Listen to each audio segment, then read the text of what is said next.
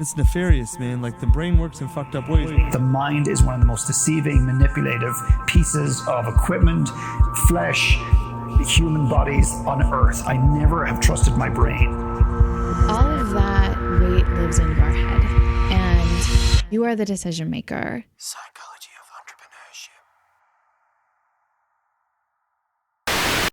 entrepreneurship. Hi, it's Ronsley.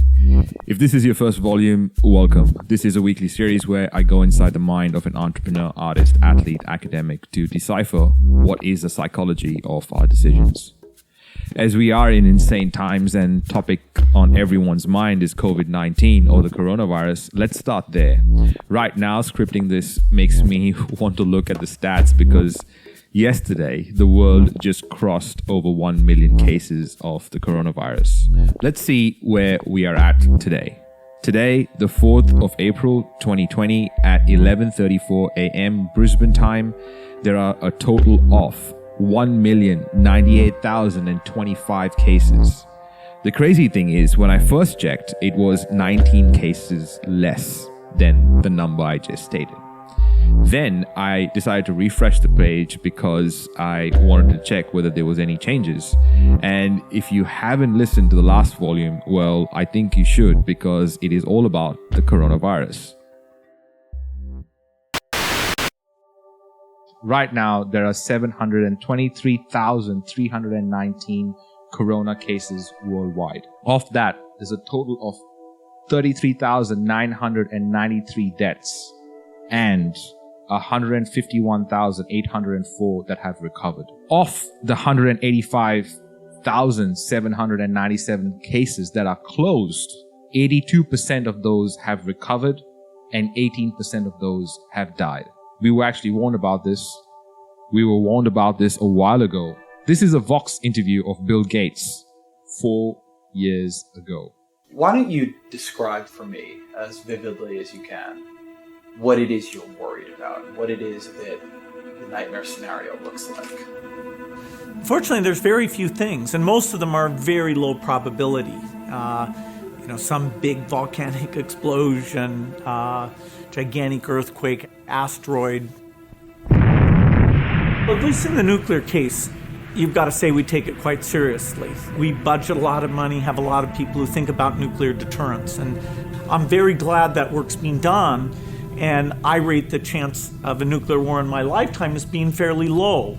I rate the chance of a widespread epidemic far worse than Ebola in my lifetime is well over 50%.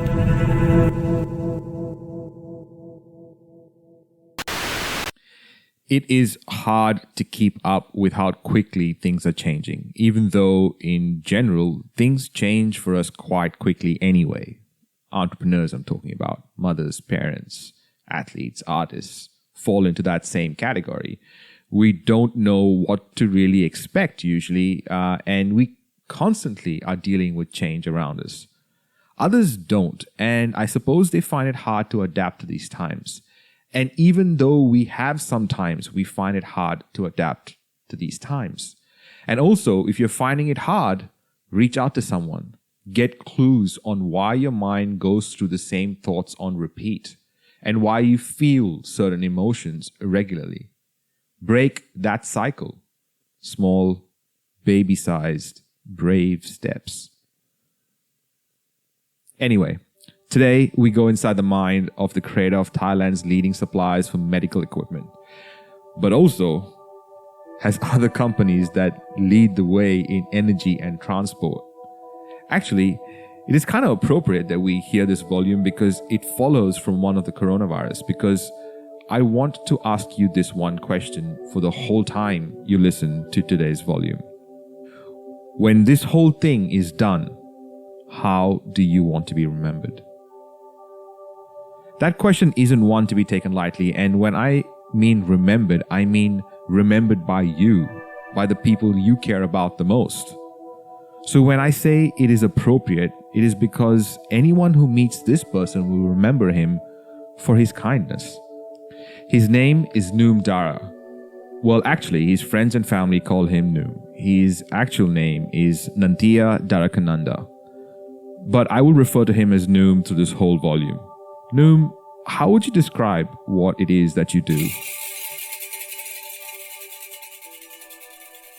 I work my best to help improve the lives of the people of Thailand through the use of technology, which, of course, Thailand doesn't have. So we acquire technologies, or we create the technologies to help improve their quality of life. Wait, no. What do you really do? It's hard to define what I do because it involves a lot of industries. But the core of it, if it's not something that is essential, and not, I don't do anything luxurious, nothing to do with lifestyle branding or something that is not needed. That's how I define improving the quality of life in a meaningful way, in a necessity way. It's so insane because I still didn't really understand what Noom did entirely until he mentioned something at the end, which kind of gave me a glimpse. The thing about Noom is that he is special. Out of all the nice people I've met, he is the nicest for sure. And I wondered what would be the biggest piece of advice he could give us, because we all feel like we could have done better. Because, hindsight is always 20/20. I guess it's true, and it's in hindsight. But if I built the business and think about the exits before I start, then things will be handled differently. And I thought I would build a business, and I never really looked at the exits or the end. So it goes back to the 7 habits, I guess. Stephen Covey, begin with the end in mind. Right. And that's a great lesson. And I read the book, I took his class, and I didn't really internalize that until now. I think for all entrepreneurs, we are a little bit gung-ho. We only look the positives. Otherwise, we would be too scared to do business. But a business is a life. It has a life. It will end one day. The ending could be that it's purchased and merged into a bigger corporation, or most common is that it will go bust. And most entrepreneurs will go bust. So how to prepare for that ending, to make sure that it's a graceful end, not a horrendous ending, is important. Here is that habit from Stephen Covey. It's habit 2 of the 7 habits of highly effective people. And this is Stephen Covey explaining it himself. Think about it. Ask yourself, where do I get my knowledge of myself and what my vision in life is? What is it that I am really about? What is truly important to me? In habit 2, begin with the end in mind, is a clear and powerful declaration that you are the guardian, the protector of your identity, of your future. And by the way, the end doesn't have to be revenue based or size of company. Fuck the generic metrics, especially today when multi-million-dollar companies are worth 0 in a week because of the crazy times and the crazy virus we are living through. The metrics are going to change, and metrics change. The value is important. Okay, that's my rant. You'll understand more as we go through this volume. Noom, what were your earlier days like before you started your first business? I've been pre-programmed since I was very young. My parents would tell me, you can study whatever you want. In the end, you're going to come back and work with your father anyway. So I took it and I studied actually applied physics, which is something that I never used from the day that I graduated college. And it's a shame, but it's true, that I wish I studied something else like business or finance or whatever else. But I when I finished college, my mom sent me back to Thailand because we have factories Back from? back from the US, So I grew up in the US with my mom because she opened up a sales office in the US. And then afterwards, when I finished college, she sent me back to work in the factory with my dad. And I worked with my dad for about a year and hated every single minute of being in a factory. Funny thing is, I've never thought myself as anything else except the possibility of being an entrepreneur. And this is just because my family has always been into business. My parents, my mom, my dad, my grandparents, my uncle, everyone around me have their own business, their own boss, so to speak. And so I grew up with that around me. So it's either work for my dad, who is an entrepreneur, which I really didn't want to. I really wanted to do something to prove myself, and then naturally I just did my own thing. The dynamics and values of a family can have a huge impact on a child and the path that they choose to take in life. In a survey conducted by Scorpio Partnership in 2014, with over 2,500 high and ultra-high net worth individuals participating across Europe, Asia, the United States, and the Middle East, the results found that 60% of successful entrepreneurs came from a family with a history of business ownership. According to the report, the entrepreneurial family member would often provide a startup capital, but would also act as a source of encouragement by clearing the emotional pathway for potential entrepreneurs to choose a more risky career path rather than the path of what would be considered to be a safe but also challenging path of a profession such as a doctor, lawyer, or banker. Being responsible for a bunch of people is hard. I don't think the words are being responsible. I think the words are more like feeling responsible. I didn't actually think about that until all the problems started. Because once the problem started, then I think about, if the people who were working for me, I have to fire them, what will they do? Because each of them will have people that they need to support, their parents, their family, their wives, their children. So to have, now that I think about it, and I'm thinking about it, that's a responsibility that I need to be the custodian of, their success. That's what I feel my job is as well, not to only for the shareholders, but now I'm looking at all the stakeholders. So the stakeholders are not only the employees, but the families of the employees. If I have known or thought about it in the beginning, I would have been much more cautious, because every step that I take forward means that I'm more responsible. I feel more responsible for those who trust me. And those who work for me, I believe they come to work for me because they have a certain trust in me or in what I stand for or what we're building. And for me to only look at one side, which is just to push forward all the time without looking at the back end of the business, I feel that I did not do them proper justice, that I have been a little bit more irresponsible, or a lot more irresponsible than I have to be, than I need to be. And I can attest to the fact that problems come up that seem like they should be easy to fix, but no part of me would have thought of that when the whole thing started in the first place. I am really, really good at starting things. I also sacrifice systems for what, at the time, I consider speed. Even though I wrote a master's thesis on software quality systems and processes, and even though I have no proof that speed has ever worked instead of systems, I keep doing it. And the irony isn't lost on me. As an entrepreneur, I'm more excited about technology and new products.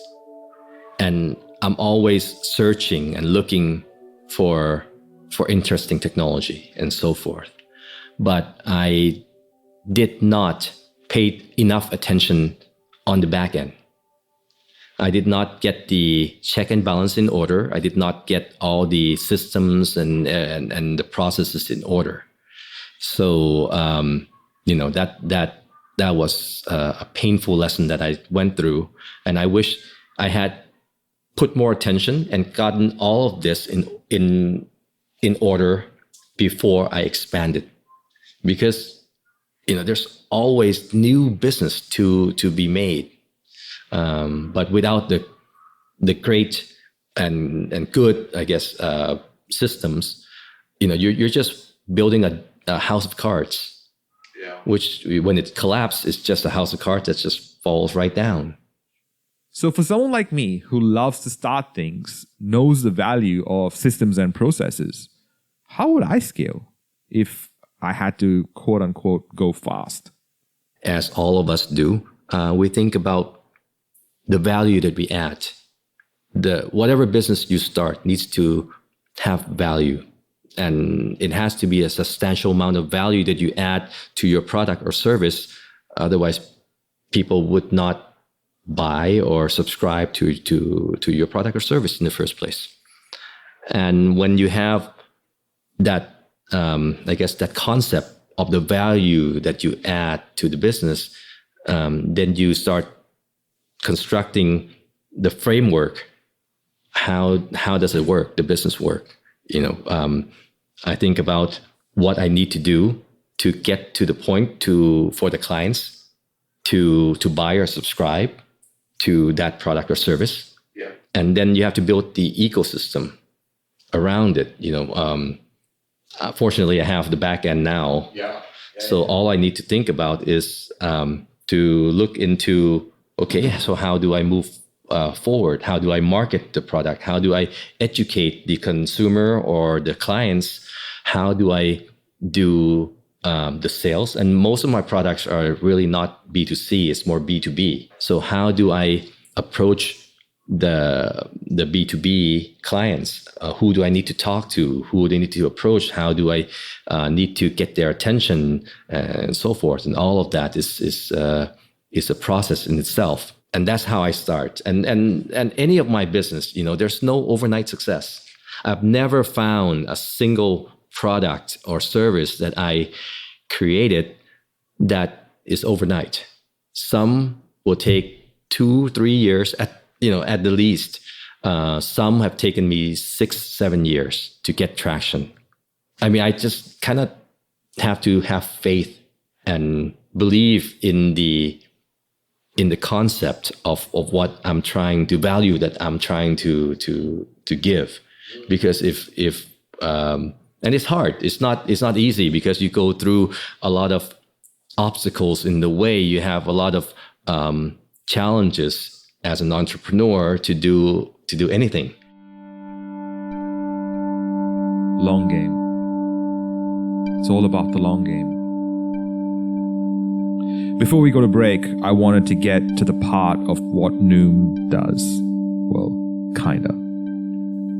We've held a monopoly in Thailand. Virtual monopoly is, monopoly isn't really allowed, but we hold a virtual monopoly in many business for a certain period of time, because of and we lost it through technology change.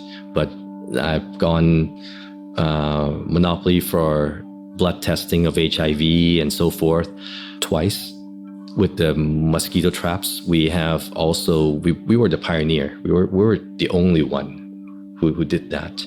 With the natural gas transport, we are still the largest, I guess, company doing that in the country, and I believe probably Southeast Asia. And my trucks goes around from the Earth to the Moon and back every year about almost 50 times. A total amount of distance that we travel.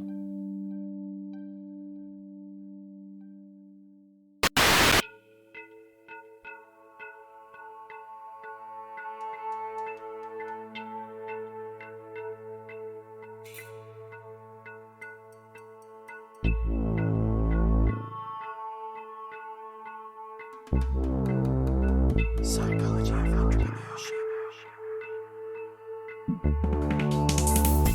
The main objective of this audio project is to bring together entrepreneurs and creatives who share similar values so that they can find the courage to put out their authentic voice for the right people to hear, which allows for them to make their impact on the world. Every great movement started with a memorable speech. For access to full-length interviews, go to psychologyoфentrepreneurship.com and click the button. Before the break, what a badass Noom Dara is. But I suspect that he would really want you listening and understanding this part of the volume that's coming up. It's all about learning. You know, I just went through a very, I'm still going through a very, very difficult period of time. And I had to coin this phrase again. I have to go back to Tony Robbins because I got a lot from him. That things doesn't happen to you, but it happens for you. So when all of this happens to me, instead of looking or blaming why me, I look at the things, okay, so what do I learn from this? What is this lesson teaching me? Or is the universe or whatever trying to push me to tell me to go somewhere, do something, be someone?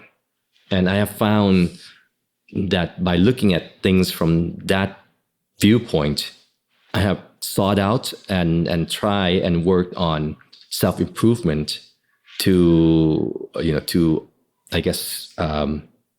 up-level myself to who I need to be to overcome all of these challenges. Who do you have to become to overcome your challenges? Actually, I have to give credit to a gentleman by the name of Paul Dunn, who is the creator, co-creator, and co-founder of Buy One, Give One. Before, when I ran my first We Are podcast in 2015, which was the first podcasting conference in Australia, and more importantly, I had not run an event ever before, and definitely not a conference. He and I were on a phone call, well, actually, Skype call. I told him about how afraid I was and how could I make all these claims if I wasn't sure I could pull it off? And he said, what if you thought about it like this? What kind of person would Ronsley become if he attempted this goal? And that's how I've been looking at things every time things look hard. It's really not how many times you get knocked down. It is how many times you get up. I hope the true fans know where that quote came from. I believe that life is, we as human beings, we are meant to go through life to learn. And it's an endless cycle of learning. So I don't take it as a negative or a bad way. I just take it that, okay, I am being taught something that I need to know. And then looking at the lesson itself, these are good lessons. It's not, even though it's painful, I'm by all means, it's absolutely painful. And I have many, many nights that I can't sleep at all. But looking in hindsight, that it really makes you stronger. And the best thing for me is that, all these lessons are the lessons that I will be able to pass on to my children. They're my why.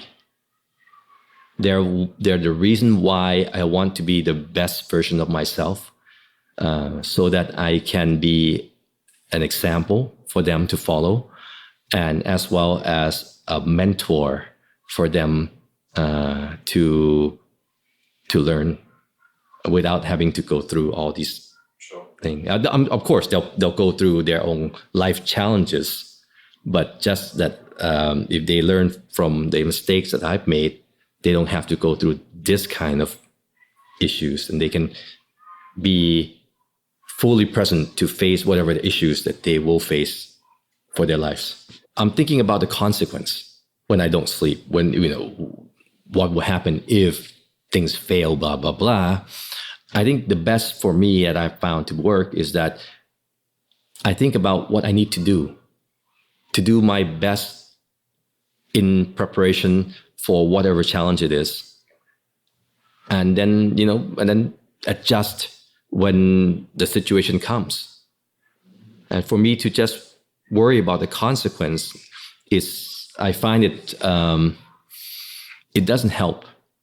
And it's just a waste of my energy. And I'm just saying this, and I'm not saying that I can do it, because I do get caught up in being in that stage, many times. I have to actively pull myself back and say, okay, instead of worrying about that, what can I do today? What I need to do, this week, what I need to do this month, what I need to do this year. So it helps me it's like a two-sided of a coin. Instead of looking at the bad side, you look at the things that you need to prepare. Then at least for me, I'm able to objectively analyze the actions that I will need to take, the plans that I need to do to prepare for whatever challenges I'm facing. So I guess my thing is, prepare for the worst, but fight all I can for the best. I don't hope for the best. I fight every single step of the way to make sure that the best happens. Instead of worrying about that, what can I do today? And you know what? Sometimes the answer is nothing. Don't beat yourself up about the fact that sometimes the answer is nothing. Noom, what do the battle scars look like? I had a second in command, and I put a lot of trust in him to put all the systems in place, because he's 10 years older than me, and he had much more experience. But in the end, I did not do the proper job of making sure that he did his job, and he didn't want to do this job, because in the end we found out that there were fraud committed in our operations and so forth. Yeah.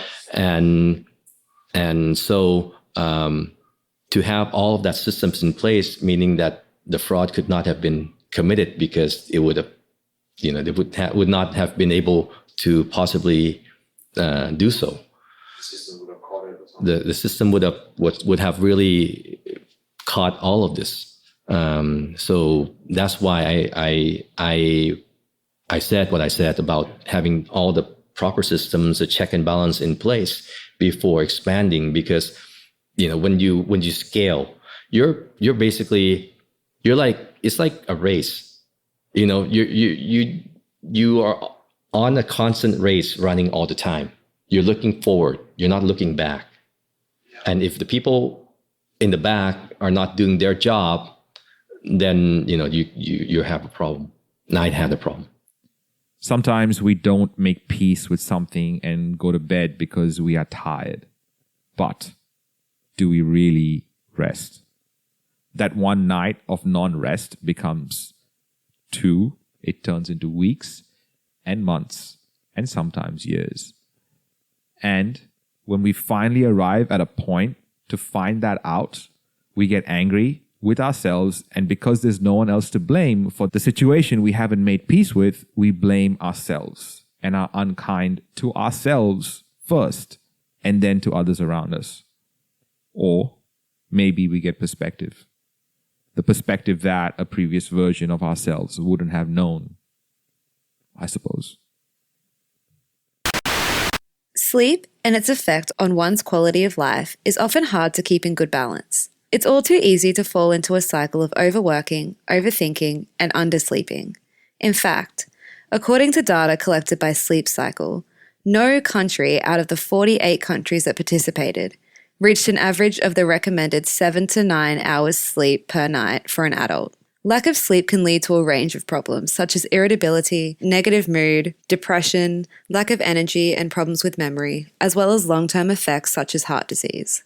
In an article published on the Scientific American, medical director of the Harvard-affiliated Sleep Health Centers, Lawrence J. Epstein, explains that the best way that you can catch up on what they call your sleep debt is by tacking on an extra hour or two of sleep per night. Although we would love to believe that sleeping in an extra few hours on the weekend will magically fix the sleep we compromise through the week, the article also suggests that for the chronically sleep deprived, which is probably a higher amount than you may think, take it easy for a few months to get back into a natural sleep pattern. Everyone fails at who they really are. We all care about what people think about us, especially the ones that say they don't care about what people think about them. Because the ones that say they don't probably care about what they think of themselves, and sometimes it is an identity that got them somewhere, but doesn't really serve them anymore. Maybe. Deep? Yes, I know. But this is very true for me, for sure. Noom, are we wishfully thinking about business when we start without a plan? But also, is it the fear of failure about what we think of ourselves that stop us from achieving what we are meant to? I think a lot of that has to do with, I don't want to say wishful thinking, right? It's easy just to say what you just said. But to get to that position, to I guess, to incorporate that value of what the meaning behind what you said, there are other things you have to consider. Is your business plan correct? Is the value you're adding truly a value? And it's not a value in the mind of the entrepreneur. You have to look at it from the mind of the consumer or the people who will buy your product or service. And a lot of time, we as entrepreneur look at it only from our perspective. We don't take their perspective. And once we get caught up into believing our story, and we believe that our product or service is the best in the world, and we get frustrated, and I get frustrated. Why aren't the people buying? Why aren't they subscribing? This is fantastic for them. Then I have to go back and think, okay, so from what their perspective, what do they see? Are we a must or a should have or a good to have? And if we are a must to have, then why aren't they buying? Is it because the price point is too high? Is there an alternative to what we do? Is it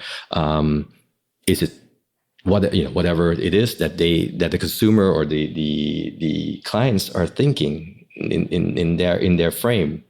So that's a very essential thing for me to look at, not from my perspective, but from their perspective.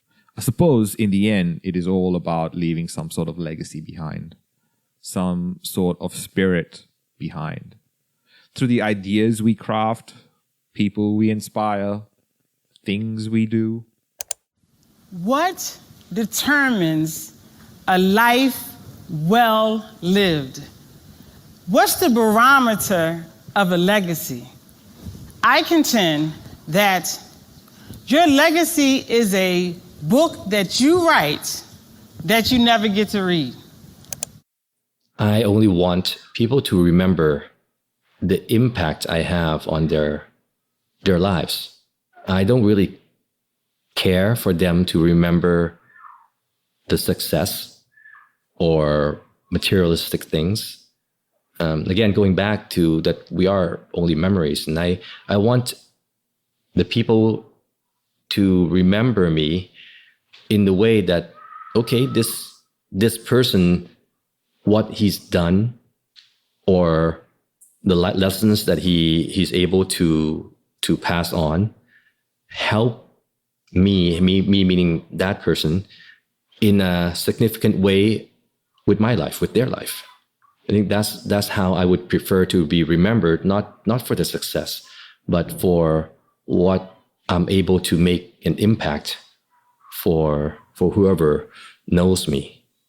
I think legacy is misused a lot, especially when it's coupled with guilt. Welcome back. A stalemate in Congress. House Speaker Nancy Pelosi is withholding articles of impeachment from the Senate in an effort to gain leverage over the conduct of the trial. Joining me right now is Georgia Congressman Doug Collins. He is the ranking member on the House Judiciary Committee. And, sir, it is always a pleasure to see you. Thanks so much for being here. Good morning, Maria. It's good to see you. What are you expecting for the next 2 weeks as Nancy Pelosi still has yet to send those articles over to the Senate? Well, what we're sort of expecting is coming up on a time when she's got to decide what she wants to do. I think she had a bad Christmas carol, if you want to use the analogy of the last couple of weeks. She had a ghost of Christmas past, with which she trashed all the rules to try and impeach this president and rushed it before the end of the year. She has a president sitting here now with a bad case of bad articles of impeachment that have no basis in reality to impeach the president. And she's looking at a future in which she has no legislative agenda. There is nothing in the House for her to do because they have wasted so much time and taxpayer dollars on impeaching this president that we're sitting here literally waiting on her to send articles over to try and influence a Senate decision in which she has no control over. That's how sad we've become and how sad this speaker's legacy is so far. Sometimes legacy is perspective on the platform you've been given. Each one of us have an advantage, whether the family it is we are born into or the freedom we have today because of who has given their lives for us to have that freedom. Kobe's legacy is as one of the most fearless scorers we've ever seen in the NBA. He's sort of ruthless in a way. I mean, he's going to be remembered as one of the all-time great basketball players. You know, he certainly is in the top 5 of all time. He was a great basketball player, just brilliant on the court and tough. Kobe, my thoughts are with you. Absolutely. Rest in peace, young man. This loss it's just hard to comprehend. Life is not only about being happy, but it's more about the impact that you make to yourselves, to those around you, and to the world. And in the end, I believe that we're only memories. And what kind of memories do they want to leave to their children or the people around them when they pass on? So that's what I would like my children to think about in whatever they do. So I know things are hard right now with the change happening across the world because of the coronavirus, which, by the way, from the time I started to the time I finished scripting this volume, the total number of corona cases sit now at 1,196,063, which is a whopping 98,038 new cases. That is about 98,000 people in less than an hour. That is about 100,000 people in less than 18 hours. But when this whole thing is done, how do you want to be remembered? Psychology of Entrepreneurship. Coming up on the Psychology of Entrepreneurship. I'm Emily Fletcher. I'm the founder of Ziva Meditation. I'm a relatively new mom. I'm a new author of a book called Stress Less, Accomplish More. Like, there are people who are better teachers than me, and there are people who are better on camera than me, but there's no one who's as good at both as me. A lot of us aren't aware of the level of stress that we're in all the time, like what our baseline has become. And if you are living your life in that, you're not making good decisions, you're not creative, your sleep is likely not productive, your immune system is not functioning as it was designed, your cellular regeneration is not happening as it could, your neurogenesis is not happening as it could. So it really is costing us a lot. No one can sit still until you actually learn how to meditate. What would I love now puts you into present moment awareness.